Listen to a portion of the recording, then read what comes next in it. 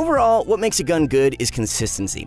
Think about it, a tactical SMG can potentially do 300 plus damage in seconds, but are you really going to hit someone for that much? Probably not. With a pump though, you're likely to hit for at least 80, but most pro players are hitting consistent numbers upwards of 120 plus on every shot.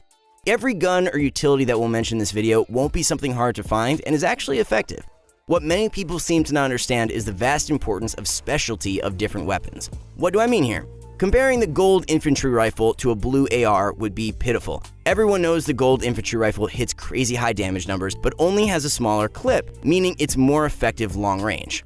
The blue AR is more of a mid-long range weapon with consistent numbers, but can also be effective at closer ranges. So the first thing we need to talk about is how to balance a loadout. Your optimal loadout needs a balance of close medium range effectiveness. I know a weapon that hits super far may make a huge difference, but in a real game scenario, most fights come down to medium range fights. All level lobbies revolve around box fights and the like, and AR is always necessary because, let's be real, what use is an SMG from far? The loadout must also include some sort of healing item and a utility. In fact, look back just a few seasons ago, and the majority of players would carry an SMG, AR, and pump. Nowadays, pros have made it a habit to work with an AR and pump. The added utility slot really helps over having another spray weapon. Pro players are assumed to hit their first shots and can finish the enemy off with an AR. SMG spray was a thing of the past and is not as effective as it used to be. Or maybe it is, since they brought back the tactical SMG. Well, anyways. The healing item will vary based on what you pick up, because ideally if you have shields, you'll end up taking them if you have a medkit, same thing. It's important to note, your loadout should change a bit depending on your playstyle. Everyone shouldn't be running with the exact same guns. Also, not everybody is fortunate enough to get super solid loadouts due to that added RNG factor. There is, however, a way to turn RNG in your favor. Most pro players always make it to endgame with solid loadouts, and you might ask yourself why. It's simple, there are certain drop spots which have better weapon loot than others. Pro players also make it a habit to finish off 1 to 2 other players before going endgame, so their loot pool chance doubles. In the pro meta, there have been lots of players using only 2 weapons and leaving the rest for heals, shockwaves, and some other throwables. Now that everyone is turtling up in the end zone and staying protected, most fights take place in 2 ranges, really close or really far. That's why super long-ranged weapons are being used less and less. They just don't work for the state the game is in right now. Don't get me wrong, they still work super well, but the cases where you're shooting someone from 60 meters away in an open field aren't prevalent anymore.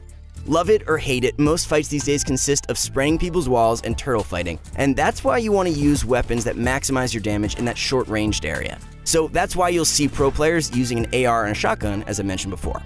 In duos and trios, on the other hand, your loadout should look a little bit different. Every person in a trio has a role, so your loadout should reflect that.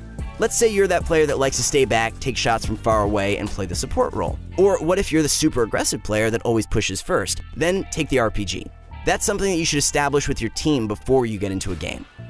Anyway, we've been talking about throwables a lot in this video, so which one should you be using? Well, it depends on how you're going to play the game. So right now, we'll break them all down. Let's first go over which ones you should be picking up right now, because recently Epic has been adding tons of them. The number 1 utility in the game right now is shockwave grenades. They're just impulses on steroids and give you instant height in any end zone. In this current meta, shockwaves are a must-have. Just throw one down and you'll instantly be skyrocketed to the top level. They're used similarly to bounce pads way back when. They'd be insane just because of that, but that's not to mention that they can be used for some pretty sick plays. Number 2, shield bubbles, when used strategically, can also make for really clutch plays. I mean, they might not be as fun as shockwaves, but there's undoubtedly a place in the game for them. They're basically the perfect counter for third partying, which has been a considerable problem recently. They can also be used to revive a teammate instead of having to spam build. Just throw one down in the middle of a fight and the outside players won't be able to touch you. If they want to get a kill, they'll have to run inside the bubble and risk getting killed by you or another player. In addition to this, there's also been a little trick going around that lets you stick a shield bubble to your own body. I know, sounds OP, right? It is so frustrating getting stanked 10 times in a row and having to waste so many mats to tunnel out of it. If you've got them though, you're a godsend for countering turtles. A player's first response when they get hit with one is panic, which will almost always lead to them rushing out of their box and putting you in a better position for the kill. It's less about actually killing someone and more about forcing them out of their current position. They also come in handy during a small endgame zone, where you just throw them down from height for some chip damage. A difference of even 5 damage can change a crushing second place into a victory royale. Think about how easy rotations will be when you literally can't get shot from anywhere more than a few meters away from you. The loadouts we're going to show you is really consistent, and all the items aren't super hard to find. Mongrel has been using this one recently because it fits the high-paced playstyle and guarantees you some free kills from height, which I'll explain later on. The first gun is a pump. If you got a pump, then you're in business. It's one of the most consistent guns in the game and deals such high damage. If you prefer the epic or legendary tack, then that'll work too, but you can't hit for 200 damage even with a gold tack. The next gun you should be carrying is a tactical SMG. I mean, come on guys, who doesn't love this gun? Well, anyone on the receiving end obviously won't. It's a classic from way back and absolutely melts through walls. This is the gun that you'll want to use to just spray people with. It's even hard to turbo build against, making it a deadly counter to turtling. The suppressed SMG is excellent as well. It can't entirely melt walls like TAC SMG, but its damage is way more severe. For anyone playing with aim assist, this gun is even better. But you should never be using an SMG as your primary close range weapon. The main purpose of this gun is to pressure people and break their walls, or finish them off. The shotgun is what you're going to get those big 200 damage shots with, so always have it at the ready. As for the medium long range gun, there are so many options in the game right now. Of course, both the SCARs and AKs are excellent options. They both have the perfect range and some considerable damage. Although you wouldn't want to be caught in a close range fight spraying with an AK since its bloom is just massive. Something else we've seen pros using a lot more is the infantry rifle. It's got so many good qualities: high range, quick fire rate, and virtually no bloom. Although it really rewards good aim, so be careful if you've got that spray and pray season 1 type thing going. Let's see its effectiveness in Mongrel's hands. What, 120? Devil skin! 120 on that devil skin! My thoughts exactly. Better yet, the infantry basically acts as a sniper too. Remember how I mentioned how good this loadout was on height? That's because of this gun. It absolutely dominates when being used from high ground. The last 2 slots are entirely dependent on your playstyle and what you want to use there, but I highly recommend to have at least one quick healing item like a slurp, minis, or chug splash.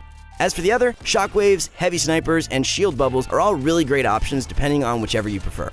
They all fit super well for the current turtle meta and make playing endgame much easier.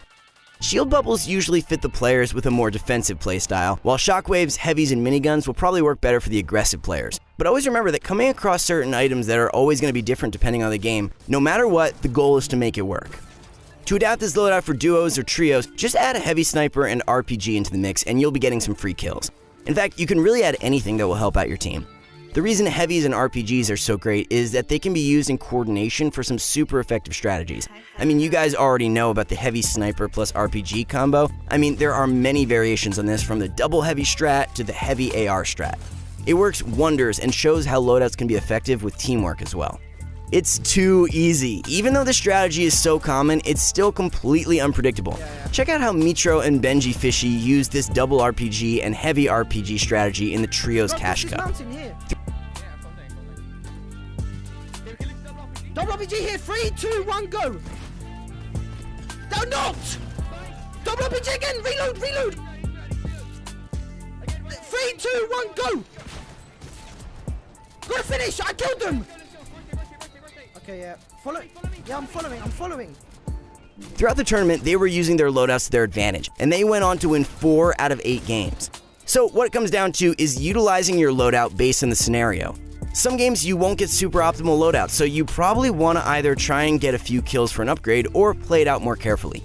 Most pro players use 3 utilities with an AR and a shotgun. This is the ideal loadout you want to use because it's just super active. Everyone's so focused on why the game is so bad or some crazy new building techniques, and loadouts seem to go unmentioned. That's why we tried to provide some insights into which items you should be running. Now that Epic is focused on switching around the loot pool so much, it's hard to stay on track with what's right anymore. Of course, play with what works for you, but some items in the game today are just flat out better than others. Time and time again, players are running around with way too many guns and no heals or throwables, and they don't realize how it's affecting them. It's so easy to watch pro players win and forget that they've thought about their loadout even before they dropped into the game. So, did these tips help you? If they did, then consider dropping a like on this video and even subscribing. We really appreciate it, guys. Thanks so much for watching, and good luck with your Fortnite grind.